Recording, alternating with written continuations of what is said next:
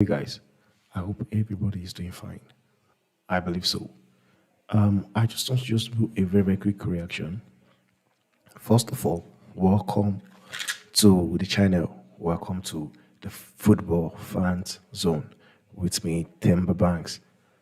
I just want to make a very quick reaction, like I said, to the fact that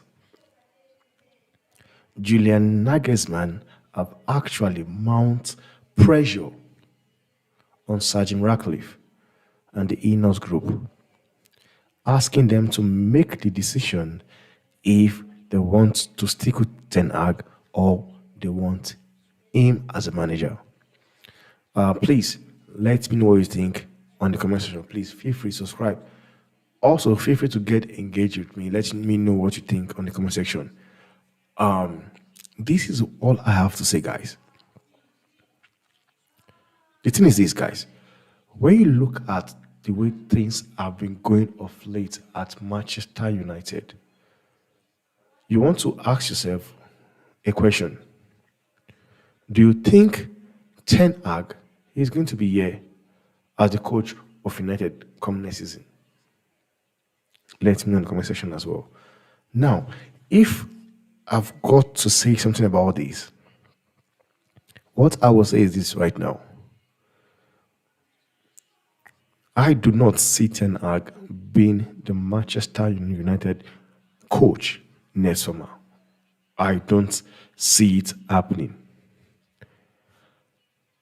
Honestly, I honestly believe that Ten Hag is going to get the sack. He is going to get the sack. And the reason why they haven't sacked Ten Hag so far, and this is something I've been saying to everybody, like, I believe the reason why they haven't sacked Ten Hag so far is because Manchester United as a club do not have the finances to do it. Because sacking Ten Hag right now, you will still have to pay Eric Ten Hag more than £10 million. But now, guys, it's open for a debate. I don't have to say, you don't have to stick with my own opinion. Everybody is entitled to his or her own opinion. So now what I feel will happen is this. I feel Ten Hag and the Ineos Group and Sir Jim Ratcliffe are going to part ways come the end of the season. They are going to part ways. The only reason why they've been kind of like, allowing Ten Hag do what he's doing currently is because probably, I don't believe, Sir Jim Ratcliffe and the Ineos Group are busy trying to build a proper structure. They want to build a proper structure before bringing in the manager, because I honestly do believe that Sir Jim Ratcliffe already knows a manager he wants in the club. And that is something, like I said, that's my own opinion. I honestly believe that Sir Jim Ratcliffe already have known who he wants to take over from Ten Hag. And the reason why I say this is this, because I saw when Ten Hag said something about he wants assurance, he wants the backing from Sir Jim Ratcliffe and Ineos. And they've come outside to say they want to work with Ten Hag, blah, blah, blah. Honestly, that is a lie. Honestly, that is a lie. Because for me, I do believe that Sir Jim Ratcliffe and the Ineos Group have very well seen what Manchester United have been doing so far. Yes, there might be injury to some players, but still, I can tell you that they know very well that some players or some coaches will still get the best out of these players United have got presently. And that is the honest truth. And I also believe the same thing, that with the set of players Ten Hag have got in his disposal, some coaches will get a better performance from those players. And that's honest truth. And the reason why I honestly believe that Ten Hag is not going to be here in the summer is the fact that when Ten Hag came into Manchester United, he demanded that he wanted the power to make transfers, power to sell players, of which we all know that this is something Sir Jim Ratcliffe wants to do away with. He wants that power Ten Hag acts on transfer and whatever gone. The question is this: is it going to be okay with Ten Hag, whereby it can't have a say when it comes to transfer? It does not have a say on who to buy, on who to sell. Do you think it will be okay with Ten Hag? If he's ready to do that, they might probably get sign another contract. But the honest truth is this: the fact that Nagelmann have been mentioned, Southgate have been mentioned, Graham Potter have also been mentioned, De Zerbi have also been mentioned. So there is no way you would tell me that Sir Jim Ratcliffe and the Ineos Group are not cooking something somewhere. Because if there's one thing I know, and that is the fact, that is it's sure. Anytime, any day, it is very, very certain. Whenever a new owner comes into the club, they always have their own ideas of things they want to do. They always have their own manager already lined up. And this is something we saw with Newcastle. When the takeover of Newcastle happened, what happened? Steve Bruce was sacked. And they brought in their own manager. Truly, the result might not be good when Steve Bruce was sacked. The result might really not be good. But the fact still remains that he was sacked. The fact still remains that Steve Bruce was sacked.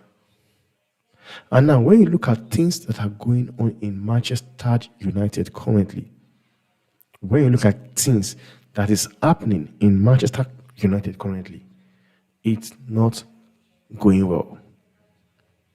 Yes, Manchester United might be on the 6th position. But the honest truth is this: the game they've been playing so far, they've not been convincing. They've been crap. Like, you can easily say Manchester United have been playing like a team from the relegation. They have been terrible. And this is something Ten Hag has to be blamed for. Though I know people won't talk about the players are not good enough. But dude, let's come to understand something.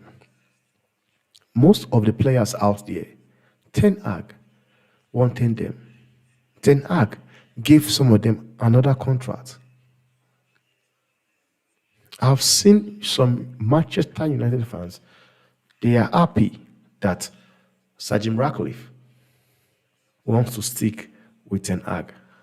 But what they don't really know is this: they do not really understand that he does not really want to stick with him. Whatever you are saying, Sir Jim Ratcliffe talk on press conference, on interviews and everything, he's just trying to be positive. But I can tell you guys, and it's a fact, they already have a manager lined up already that they want to take over from Ten Hag. Though they might not really want to say it to Ten Hag, so that the players does not just give up entirely. But the honest truth is this, guys, you will not tell me that Sir Jim Ratcliffe with the kind of pattern of football I have seen Manchester United play so far this season. They've been terrible. And you won't tell me Sir Jim Ratcliffe, as a fan of Manchester United, and also as a billionaire, will not be impressed with what he has seen so far. He will not. There is no two ways about it. Sir Jim Ratcliffe will not be happy with everything he has been seeing so far in United. And that is why I said there is every possibility that Nagelsmann is still going to get the job, or other manager out there. I have seen people talking about Nagelsmann is a risk, blah, blah, blah. Dude, I don't understand what you guys are talking about. Nagelsmann is a manager that has coached one of the biggest clubs in the world, Bayern Munich. And people tell you he was sacked. Yes, he was sacked, but let's deliberate on it and talk about it. Was he getting the results? Yes. Was he playing well? Yes. Does the result on the pitch, does he have to do was the sack he got from Bayern Munich have to do with the results on the pitch, or it has to do with an external beef between Nagelsmann, Salamatic, and Oliver Kahn? Because the fact that Bayern Munich sacked Oliver Kahn and sacked Salamatic tells you everything you want to know about everything that was happening at Nagelsmann's time is Bayern Munich. The fact alone they could sack Oliver Kahn and Salamatic tells you that Nagelsmann was sacked unfairly. And that is a fact. Nagelsmann was sacked unfairly by Oliver Kahn and Salamatic because they felt they've got the power to do it. And that is the reason why Oliver Kahn and Salamatic was sacked. So for those people saying Nagelsmann is a risk, I'm sorry, he's not a risk. Because every club or every place he has teached, he has coached, he has been exceptional.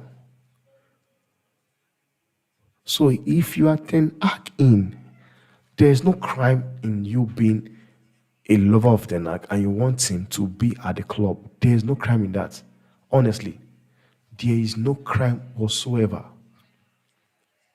But sometimes we have to be, we have to drop being sentimental and say the fact.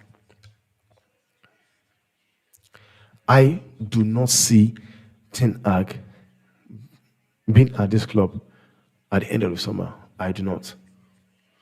I believe it will be long gone. Plus the matches they've got coming up are tough ones. They're very, very tough. No matter how you want to see it or whatever you want to say, those games are very, very difficult games. We are talking about Liverpool, Brentford, Chelsea. If I'm not missing, I think Arsenal. But one thing we have to say here is this. The results, players, everything happening under Ten Hag have not been impressing. He has also not even convinced me that he can change it. How much more Sir Jim Ratcliffe? And that's why I said, I don't think Ten Hag will be in the club necessarily. Now, there have also been stories coming out that Mason Mount, the signing of Mason Mount from Chelsea to Manchester United was not for football reason. And I know a lot of people who want to dive into this and probably say it does make sense. Because one thing I tell people is this, and I'll keep saying it anyway. I, for one, do not understand the signing of Mason Mount to United. I, for one, I don't understand that signing of Mason Mount to United team. I do not. And the fact, again, they gave him the number 7 shirt also makes everything looks as if it was arranged and planned. Because you have a Messi Mount that came into the club and he was given the number 7 t-shirt. Jersey, sorry. It is easy for people to say it was because of the merchandise. It was because it was homegrown. But you want to look at it the way you are looking at it. What do I think? In my own opinion, I just believe this is probably it's a rumor. It's fake news. I don't believe there's a manager out there that will go sign a player that he does not need. As much as I will stand here and criticize Ten Hag that is not good enough, that the results are not being good enough, or the players are not being good enough, it does not mean I should come, see bullshit and don't call it out. This is rubbish. It's crap. You guys don't forget that the media, the English media, never wanted Ten Hag at the club. They never did wanted Ten Hag at the club. The only person they wanted was Mauricio Pochettino. That was who the media wanted, and they were expecting him to get that job, of which now he did not get that job. Ten Hag got the job, and ever since then, they have been going out after, like they've had this agenda against Erik Ten Hag. But the honest truth is, guys, I don't believe there's a manager out there that will spend 65 million pounds on a player that he did not really like or did not want at the club. I don't believe that. But sometimes when you look at the whole thing, you want to make you ask some questions, because even some United fans will tell you they don't understand the reason why Mason Mount was signed into the club. They'll tell you that for free. And that is a fact. That is the truth. And the fact alone they gave him the number 7 shirt should just make 1 + 1 make it 2. But sometimes it's not always the case. Honestly, sometimes it's not always the case. I do believe Ten Hag wanted Mason Mount. He had a plan for him. But the question is, what was his intention? Because we haven't seen it so far. We haven't. If Pochettino have gotten the Man U job, was he going to do better? Yes, I'll say it yes. He would do better and get better outcome from these players. The reason why I keep blaming the Ten Hag is this, and people are failing to recognize that fact.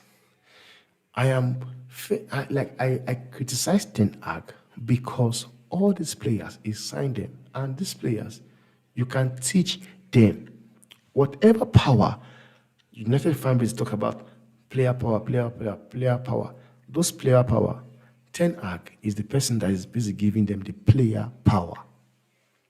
Because one thing is this, if you are a manager and you want to play a certain way, and you give the instructions to players that this is how we want to play, and those players do not do what you are asking them to do, you need to let them understand that you're the boss.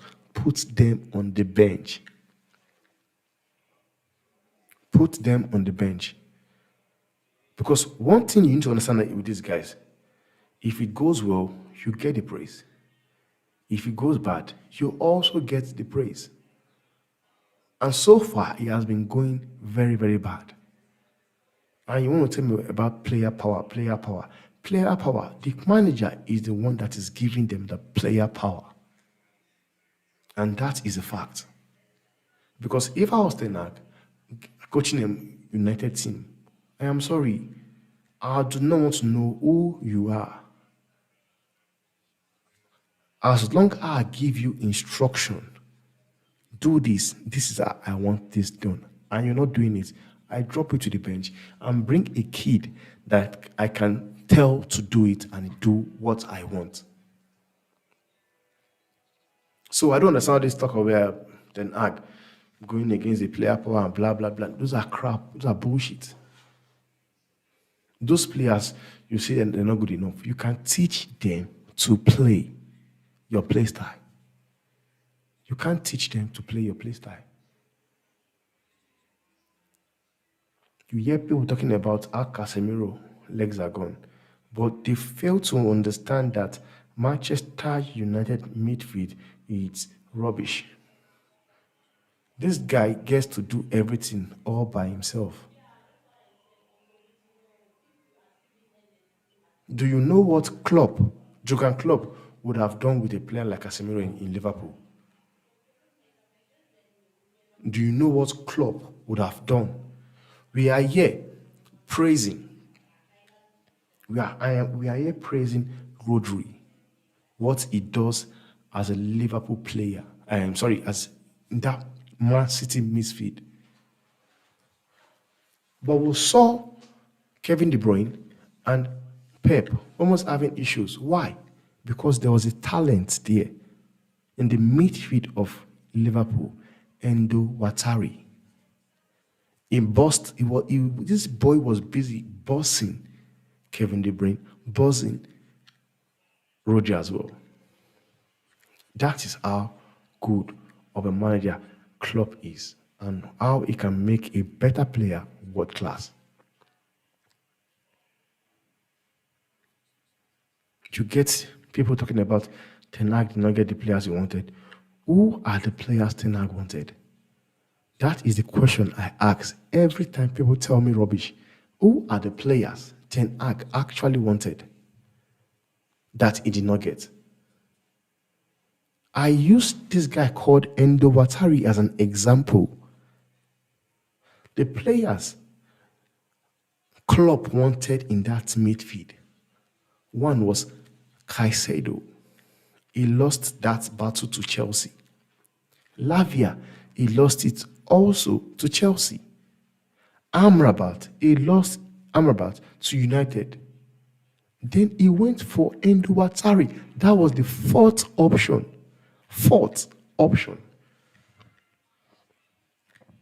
And he has been able to make it work. But what you see with United fans is this. They look for me to defend Ten Hag.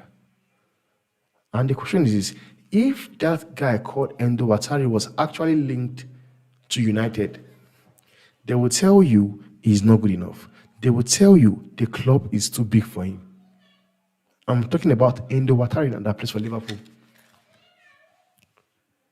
If he was linked on the transfer market, he was linked to Manchester United. They were going to say, no, it's not good enough.